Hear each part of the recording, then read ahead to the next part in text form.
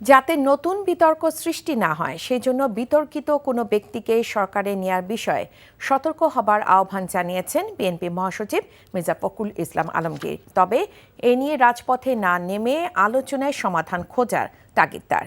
এদিকে বঙ্গভবন থেকে শেখ মুজিবুর রহমানের ছবি সরানো উচিত হয়নি বক্তব্য দেওয়ার পর বিবৃতি দিয়ে সেজন্য দুঃখ প্রকাশ করেছেন রিজভী আহমেদ। হাসান মাহমুদের রিপোর্ট। লালমনিরহাট জেলা বিএনপির আয়োজনে 2015 সাল থেকে শুরু হওয়া জিয়া ফুটবল টুর্নামেন্টের ষষ্ঠ আসরের উদ্বোধন করে বিএনপি মহাসচিব মির্জা ফখরুল ইসলাম আলমগীর বলেন, অন্তর্বর্তী সরকারকে জাতীয় নির্বাচনের জন্য প্রয়োজনীয় সংস্কার করতে যৌক্তিক সময় দিতে চান তারা। নবনিযুক্ত উপদেষ্টাদের নিয়ে সৃষ্ট বিতর্কের বিষয়েও কথা বলেন মির্জা ফখরুল।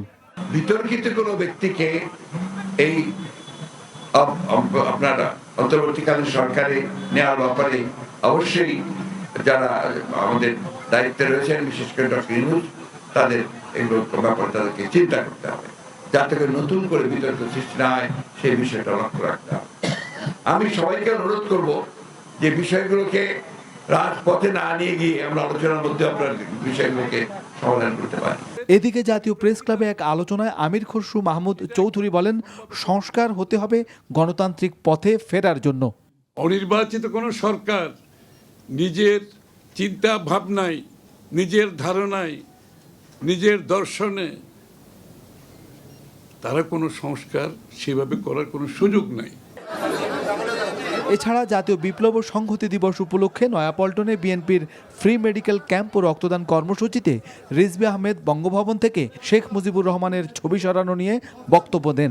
শেখ মুজিবুর রহমানের অনেক অন্যায়, অনেক দুঃশাসন দেখেছি, তারপরে তো সে ছিল, তার ছবিটা ছিল। জিয়াউর রহমান কিন্তু তার ছবি পুনঃস্থাপন করেছিল। আমি মনে করি তার ছবিটা নামিয়ে ফেলাটা উচিত হয়নি। খন্দকার মোস্তাক নামিয়েছিলেন, জিয়াউর রহমান তুলেছিলেন। পরে গণমাধ্যমে পাঠানো বিবৃতিতে অনাকাঙ্ক্ষিত বক্তব্যের জন্য দুঃখ প্রকাশ করা হয়। Hasan Mahmud, NTV news, Dhaka. টাকা চুরির জন্য যদি আমার গলায় জুতার মালা পরাইতে হয়, তাহলে আমার শালীর সাথে প্রতারণা করার জন্য তোর ফাঁসি হবে। দুলা ভাই, আপনার তো ঘর জামাই বইলা একটা পরিচয় আছে, আমার তো তাও নাই।